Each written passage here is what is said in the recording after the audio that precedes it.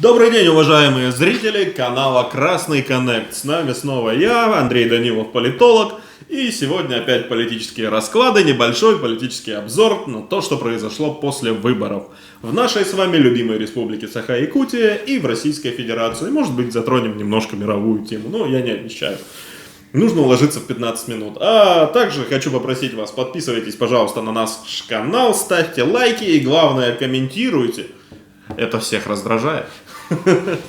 Так, я хочу рассказать вам о замечательных выборах, которые должны были пройти у нас в республике в эти дни. Сейчас идет активно выборная кампания в Мирнинском районе и в Чурапчинском, где были выдвинуты кандидаты от Коммунистической партии Российской Федерации. Не путайте, пожалуйста, с остальными партиями, которые имеют на себя смелость, так сказать, называть себя коммунистическими. Вот.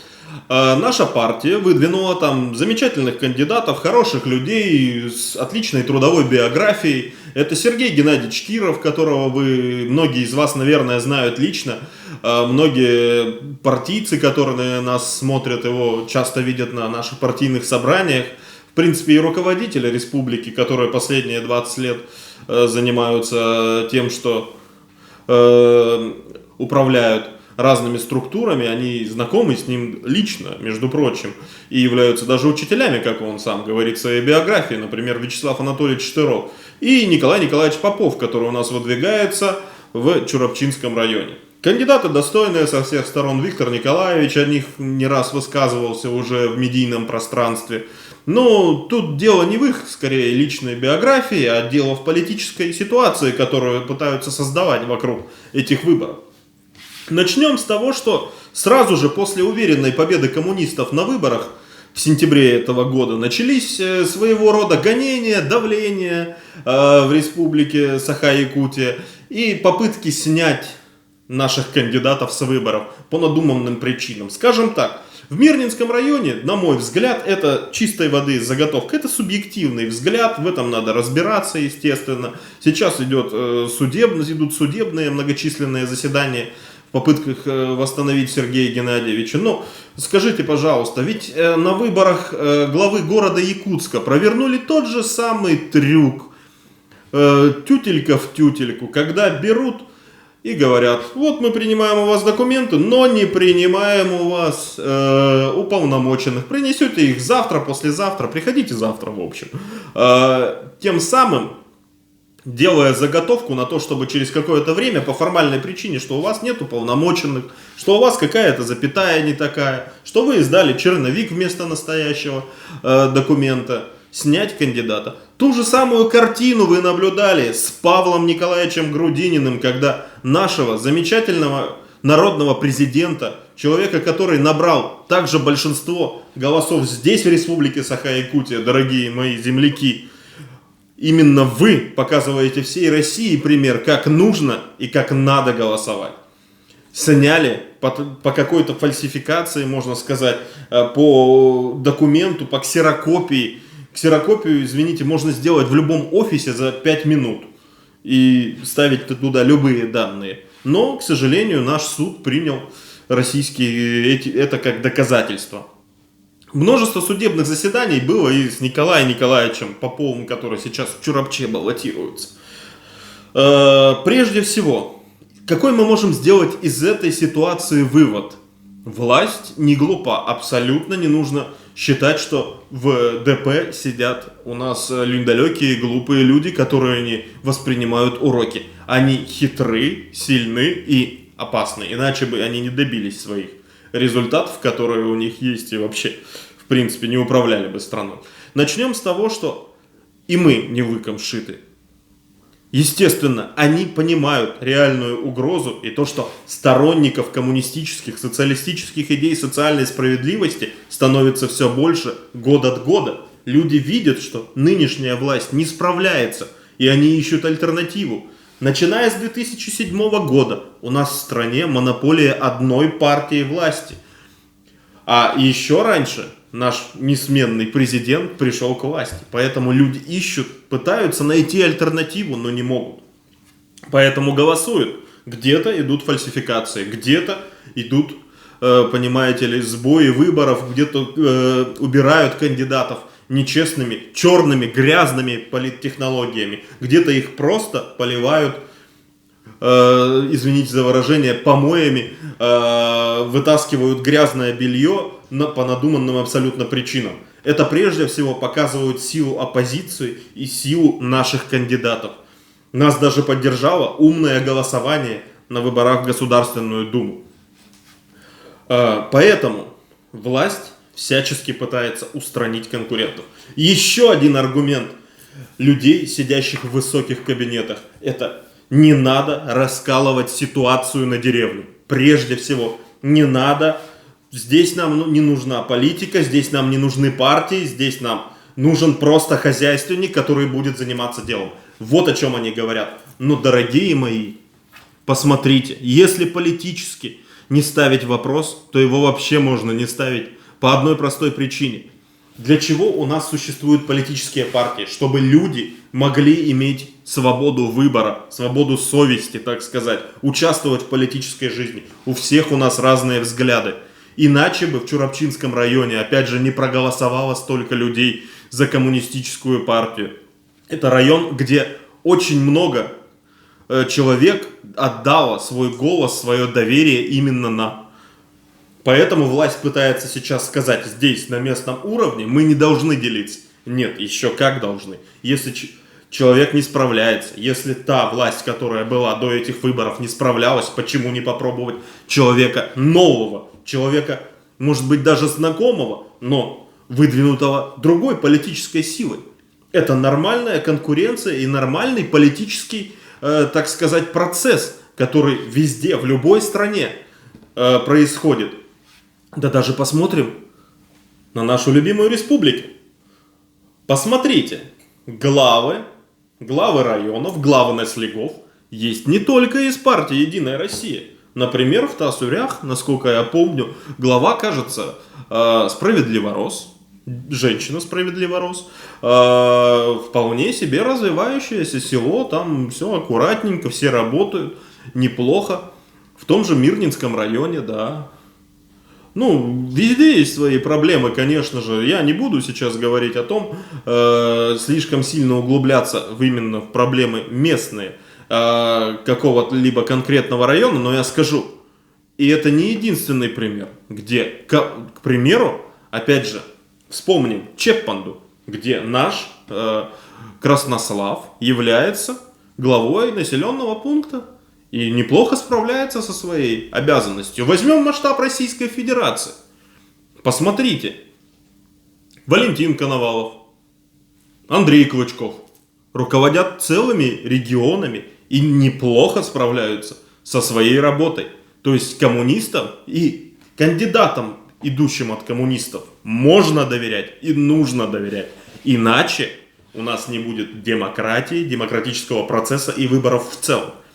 Поэтому я хочу обратить пристальное внимание жителей тех районов, в которых сейчас проходят выборы. Посмотрите это видео перед тем, как пойдете голосовать. И не голосуйте, даже не посмотрев это видео. Именно за вами стоит то, кто будет работать.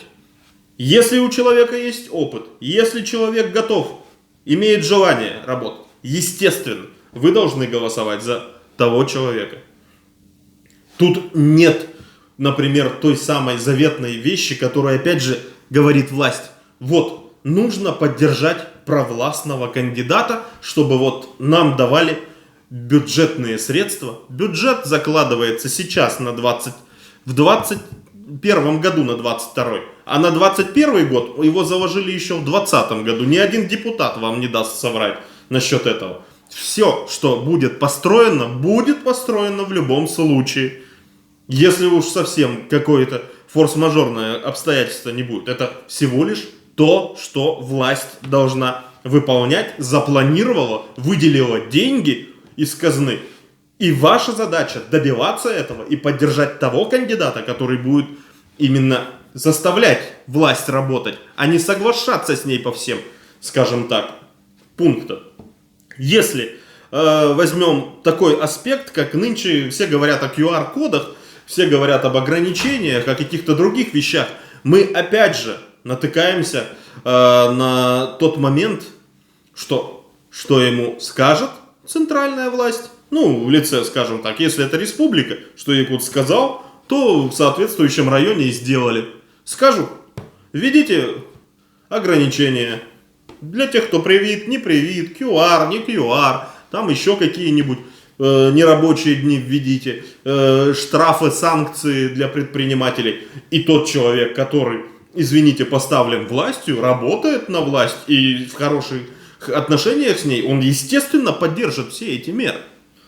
Но не стоит забывать еще о том, что на сегодня вообще ситуация может измениться только благодаря выборам. Мирным путем, об этом много раз говорит Геннадий Андреевич, что стране нужен социалистический поворот, как говорится, партия «Единая Россия», дай порулить другим партиям, естественно.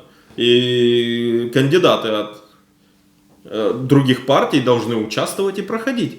Но если устранять все эти возможности, не давать людям выбирать по-настоящему, то это грозит какими-то последствиями страшными социального характера, к сожалению. История это доказывает. Вспомним те же протесты с Фургалом, и до сих пор там губернатор, скажем так, неуверенно себя чувствует в Хабаровском крае. Просто-напросто это нормально выражать свой протест каким-либо способом. А сегодня законный способ выразить протест — это пойти на выборы и проголосовать за оппозиционного депутата, потому что даже графы против всех нет на сегодняшний день. Нет графы против всех с 2017 года в республике. А вы помните, как голосовали у нас в республике до того, как убрали? Это были голосования против всех, и кандидат против всех выигрывал. Кандидаты, которые участвовали в выборах, не имели права участвовать в следующих выборах, потому что народ не видел в них достойных людей, скажем так. И приходилось переголосовать и выбирать других. Поэтому, друзья мои, мы должны понимать и со всей ответственностью к муниципальным выборам относиться, будь даже это выборы муниципальных депутатов, естественно. Вы считаете, что это может быть как-то, ну, это ж не Елтумен, не Госдума, но вспомните, у нас ведь нужно собрать определенное количество подписей для того, чтобы выдвинуть кандидатом кого-то на должность Илдархана, то есть главы республики, ну, по-старому, президента республики. То есть передний край обороны — это муниципалитеты. Это люди, которые постоянно работают, с кем вы постоянно общаетесь. Вы вряд ли приедете, жители этих районов, в Якутск, достучитесь до руководителей в высоких кабинетах ДП-1. Вы вряд ли достучитесь до депутатов Государственной Думы или, скажем, до, может быть, правительства Российской Федерации. У вас есть только возможность прийти к своему главе, положить там свое заявление к нему на стол, понимаете ли, и потребовать: я не уйду с твоего кабинета, пока ты не решишь мне какой-то вопрос. У меня, извините, там перекопано где-то, у меня что-то случилось с газо-, электро-, водоснабжением. Только так, с теми, кто рядом, можно общаться, опять же. И коммунисты много раз уже доказывали, что с коммунистами можно работать, и они всегда примут.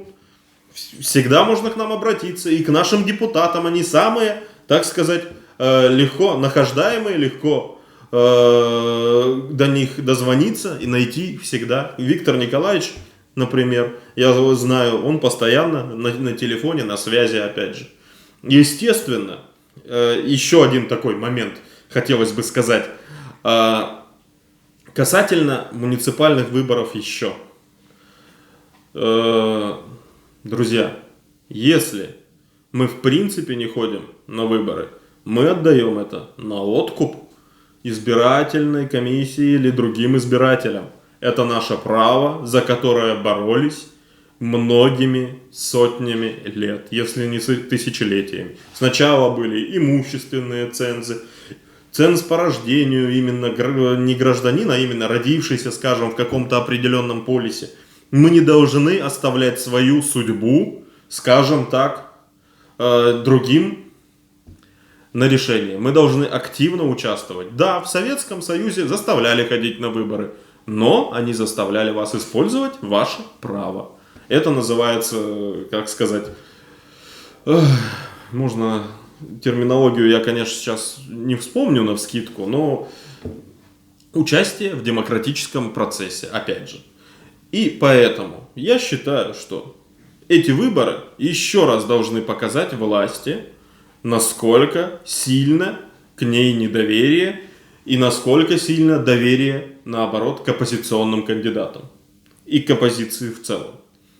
Вы сами понимаете, люди, за которых не голосовали, сейчас сидят в тех же самых креслах, которые они должны были покинуть, в Государственной Думе, опять же, им какими-то чудесными средствами выбили места.